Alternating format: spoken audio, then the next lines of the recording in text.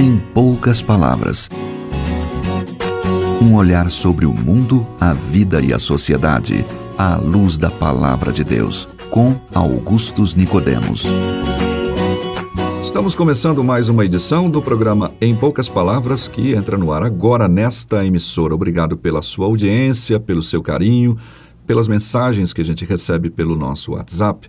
E também, é claro, o nosso e-mail está à sua disposição. Não se esqueça disso também, se você quiser ser um pouco mais, escrever mais coisas, enfim, está aí, em poucaspalavras@terra.com.br. Comigo está o nosso comentarista, Pastor Augustus Nicodemos. Como vai, pastor? Oi, Natsan, querido ouvinte. Nós queremos agradecer a sua audiência e esperar que estas poucas palavras sejam usadas por Deus para abençoar a sua vida. Mais uma vez. Virou uma moda ungir objetos para que eles possam trazer bênçãos para dentro das casas das pessoas que possuem esses objetos. Por outro lado, isso parece significar que também há objetos que podem trazer maldições para as pessoas. E há muitos líderes religiosos de diversas religiões, e inclusive evangélicas, que fazem verdadeiras fortunas em torno desta crença. Bênção e maldição através dos objetos. Esse é o tema do programa de hoje. Pastor Augustus, esse é o tema e eu gostaria que o senhor então tomasse conta aí desse aspecto e tentar resolver essa problemática. Esse assunto é muito antigo, né? Ele começa com a Igreja Católica divulgando, vendendo as famosas relíquias, né? Lá na Idade Média, pedaços da cruz, frasco de leite da Virgem Maria, resto de túmulo onde foi sepultado os santos, enfim. A Igreja Católica criou no Brasil um gosto no brasileiro por objetos, objetos ungidos, objetos sagrados, objetos que têm valor. O próprio fato de que a cruz, né, ela, dentro do catolicismo, ela tem um valor quase místico, né? Gente que pendura no pescoço para proteção, o crucifixo, ou então no carro, né, para proteção e tudo mais. Tudo isso prepara a alma do brasileiro para esse apego para essa ideia de que objetos eles podem de alguma forma transmitir bênção e consequentemente também, por outro lado, né, dependendo de onde eles vêm, trazer maldição também.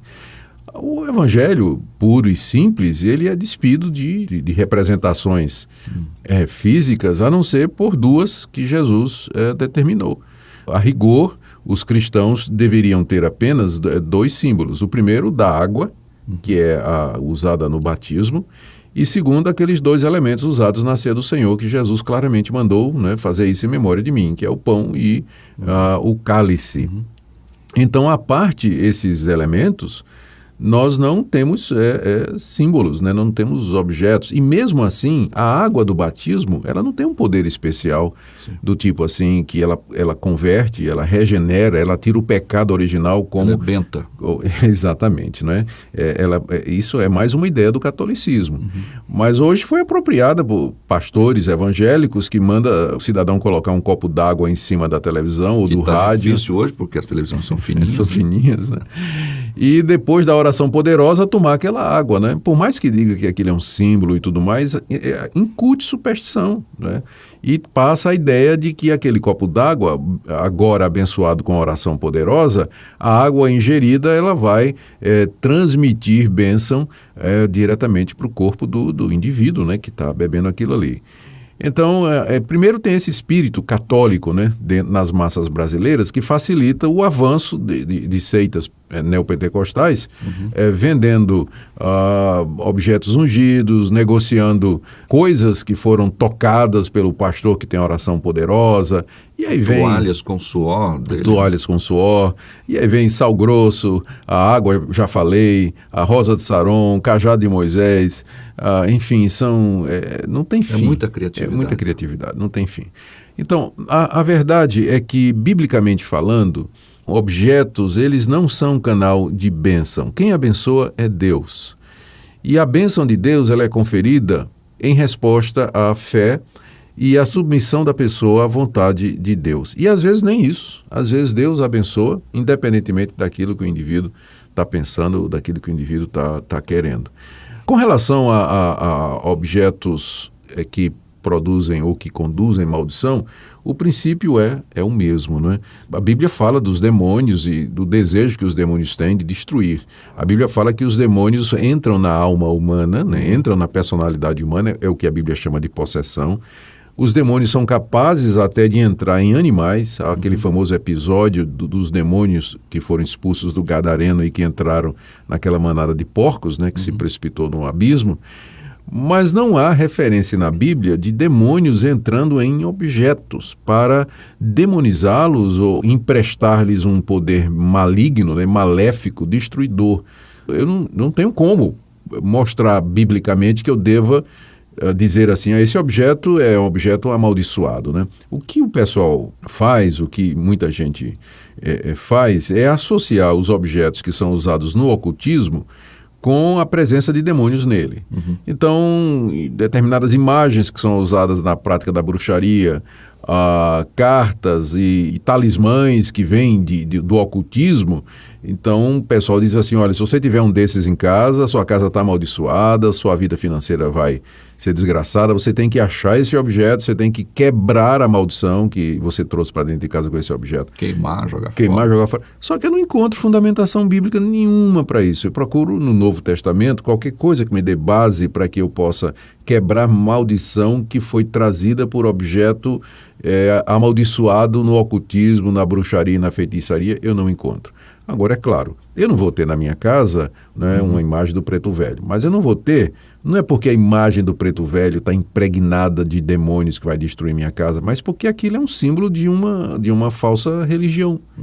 Né, e eu não quero confundir os meus amigos que vão me visitar em casa, não é? Sim. Aquilo representa... Ao ver, eles vão saber que tem a ver com aquela religião, não com um objeto de arte. É claro, né?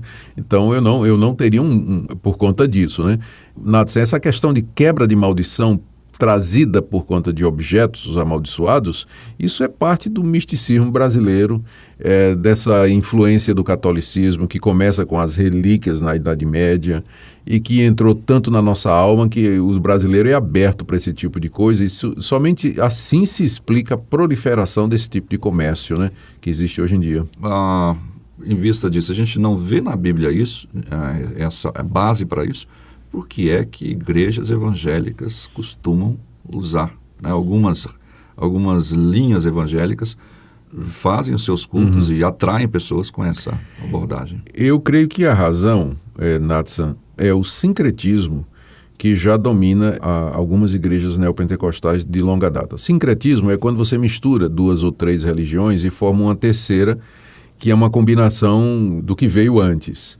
O neopentecostalismo brasileiro, algumas linhas do neopentecostalismo brasileiro, na verdade, eles já são um sincretismo. Eles misturam elementos do catolicismo com a Umbanda, baixo espiritismo, com religiões indígenas no Brasil e também do evangelicalismo, né? Conforme é pregado pelo cristianismo. Então, eles fazem uma amálgama, uma massa de tudo isso aí. Por isso que você vai encontrar no culto dessas igrejas gente falando no nome de Jesus, falando o que parece ser o evangelho às vezes, e de repente descamba para uma prática que é totalmente associada com a Umbanda. Libertação, descarrego, o uso de objetos ungidos para levar bênção para a pessoa, tudo isso vem dessas religiões afro-brasileiras ou religiões de ocultismo e que foram usadas, quem sabe a princípio até como estratégia, eu não sei, né, porque que eles quiseram fazer isso, mas acabou virando essa coisa sincrética que nós temos hoje, que não é mais o evangelho puro, de forma nenhuma. É outro tipo de religião sincrética que está surgindo no Brasil, mas que já de muito abandonou as raízes bíblicas. Eu vi recentemente, a criatividade é tão grande, e às vezes eu fico até com medo de falar alguma coisa aqui e dar ideia, né? Já vi, inclusive, recentemente, um grupo de pessoas, de pastores, subindo um monte, com um monte de vassouras, tendo como base Isaías dizendo vai varrer a iniquidade, alguma coisa assim, não lembro exatamente o texto, como disse, a gente vai lembrando disso agora, nesse instante. Não tem base, né? Pois é, e eles partem de R$2.000 cada vassoura. Pois esses espertalhões, eles fazem uma leitura da Bíblia que consiste em tomar os eventos da história bíblica fora do seu contexto e fazer uma aplicação, não é espiritual não, literalista. Porque você pode errar interpretando espiritualmente uma passagem bíblica ou do outro extremo, você literalizando, né? Você literalizando. É claro que quando o profeta fala que Deus vai varrer os montes com a vassoura, não imagino Deus com a vassoura de 10 quilômetros de extensão, né? E Deus subindo no alto do Monte Everest e varrendo tudo aquilo. Óbvio que o sentido é figurado, né? Então a pessoa pega aquela passagem, literaliza e traz para o povo aplicações do tipo, olha aqui, essa é a vassoura que Deus vai usar para varrer tal lugar, tal morro e Você tal. Vai varrer sua casa. Vai varrer sua casa e tudo. Então, é um tipo de hermenêutica extremamente distorcida, né? E que tira texto fora de contexto e usa como pretexto para alcançar essas finalidades aí que nem sempre são louváveis. Eu estava comentando agora há pouco nos bastidores, né, digamos assim, de uma reportagem fazendo alusão à crítica do filme Livrai-nos do Mal, e o comentarista, o crítico, dizendo, parece que o cinema está enfatizando o fato de que o mal está localizado numa caverna. Se o tal policial não fosse lá encontrar a pessoa que trouxe um objetozinho lá para dentro do seu contexto, o mal continuaria dentro daquela caverna e nenhum mal estaria ali ao redor, que é uma distorção, né? Sem dúvida. E tem uma contrapartida evangélica nisso, né? Evangélica, eu digo, neopentecostal, que é identificar o que eles chamam de lugares que estão debaixo de espíritos territoriais. Então, esse conceito de espírito territorial é muito forte dentro do neopentecostalismo, ou seja, que os demônios, eles se apoderam de lugares, eles marcam território, são territórios que são designados a eles. Então, aqui mesmo em Goiânia, já teve um tempo que o movimento de batalha espiritual identificava aquela estátua do Anhanguera, que tem aqui na praça, como sendo o trono de Satanás, e que tinha um demônio que era o responsável pela cidade de Goiânia, que morava lá. Chegaram até a fazer guerra espiritual contra eles, marchando em torno da estátua, para destronar Satanás ali do seu lugar. Então, mais uma vez, não há nada na Bíblia que nos garanta que demônios estão associados a um determinado lugar, que o mal está preso num lugar geográfico. E mesmo que tivesse, isso não faz a menor diferença na nossa tarefa de pregar o evangelho ao mundo inteiro. Quando Paulo chegava numa cidade para pregar o evangelho, ele não saía perguntando onde é que está o espírito territorial responsável por Corinto, por Éfeso, para eu entrar em guerra espiritual, destronar e então pregar o evangelho. Não, Paulo ia para a sinagoga, ia para a praça pública e ali anunciava o evangelho. Se aparecesse alguém endemoniado, seria expulso o demônio em nome de Jesus. Mas isso não fazia parte da estratégia missionária dos apóstolos que nos legaram o exemplo. Bem, ficamos por aqui então com mais uma edição do nosso programa, agradecendo a sua audiência. Pastor Augustus. Muito obrigado pela audiência, querido ouvinte. Até o próximo programa. Deus, somente Deus, domina o trono do universo. Que a voz da criação se erga para dar louvor somente a Deus.